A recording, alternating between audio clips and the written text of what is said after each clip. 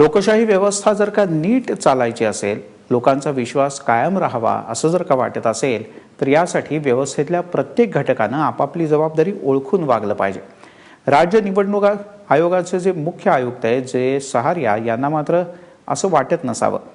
कारण महानगरपालिका जिल्हा परिषद निवडणुकांचा जी रणधुमाळी सध्या सुरू आहे त्यामध्ये हे आयुक्त दररोज एका नवीन जिल्ह्यात जाऊन आढावा आणि पत्रकार परिषदा घेतात. त्यासाठी आयुक्तांनी हेलिकॉप्टरचा मुक्तपणे वापर सुरू केलाय. केवळ विठुरायाचं दर्शन घेण्यासाठी आयुक्त हेलिकॉप्टरची वाट वाकडी करून पंढरपुरात आले होते. निवडणूक आयोगाच्या एकूणच कामकाजाचा पंचनामा करण्याची आता वेळ आली आहे.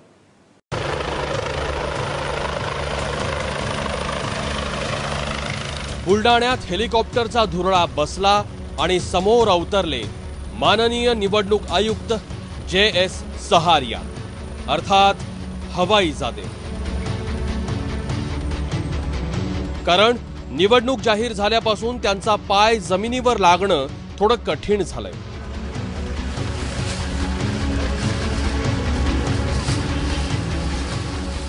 कारण निवडणुका निष्पक्ष भयमुक्त वातावरणात व्हाव्यात यासाठी सहारिया गेले 8 दिवस हेलिकॉप्टरची भिंगरी करून फिरतायत.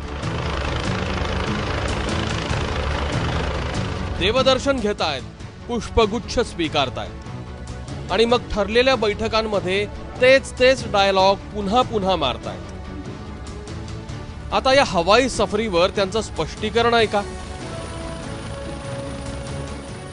7-8 दिवसांमध्ये 16 जिल्हे कसे फिरणार आणि ज्या ठिकाणी रेग्युलर फ्लाईट सर्व्हिस नाही, ज्या ठिकाणी रेग्युलर ट्रेनवे नाही, ज्यांना अवघड आहे, एका दिवसामध्ये 2 ठिकाणी जाणे आवश्यक आहे, तिथे हेलिकॉप्टरने जाणे क्रमप्राप्त आहे. माझी जबाबदारी आहे की निवडणुकाची तयारी योग्य रीतीने चालू आहे किंवा नाही पाहण्याची जबाबदारी माझी आहे. हे झालं बुलडाण्याचं.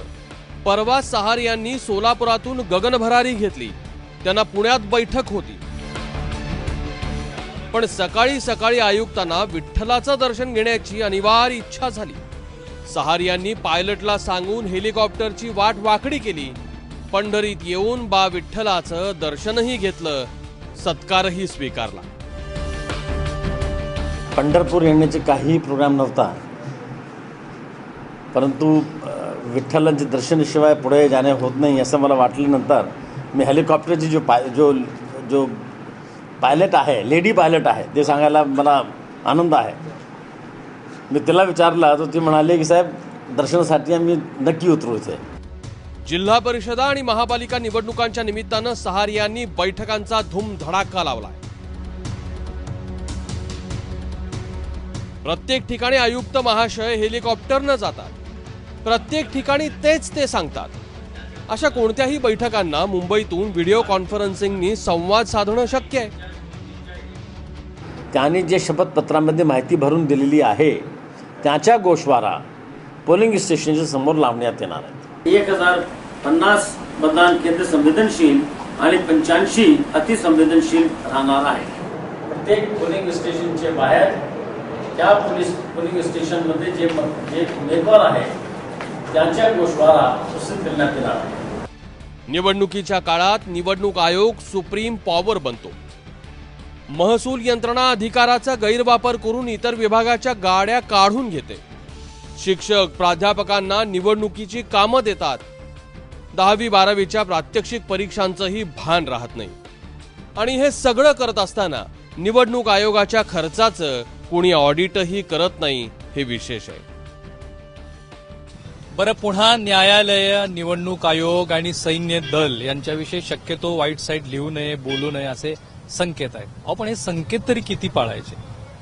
विधानसभा निवडणुकीच्या काळामध्ये जे इलेक्शन ऑब्झर्व्हर्स आलेले होते त्यांना त्यांच्या लायझनिंग ऑफिसर्सनी 30-30 हजार रुपयाचे स्मार्टफोन्स भेट दिले होते आणि या काळामध्ये लाल दिव्याच्या इनोव्हा गाडीमधून ही मंडळी इकडून तिकडे फिरत होती. नुकत्याच संपलेल्या नगरपालिका निवडणुकीमध्ये सुद्धा एका मंत्र्यासह अनेक जणांचे कोट्यावधी रुपये पकडल्याचं निवडणूक आयोगानं घोषित केलं. प्रत्यक्षात किती जणांवरती कारवाई झाली आणि किती पैसे सरकारच्या तिजोरीत जमा झाले?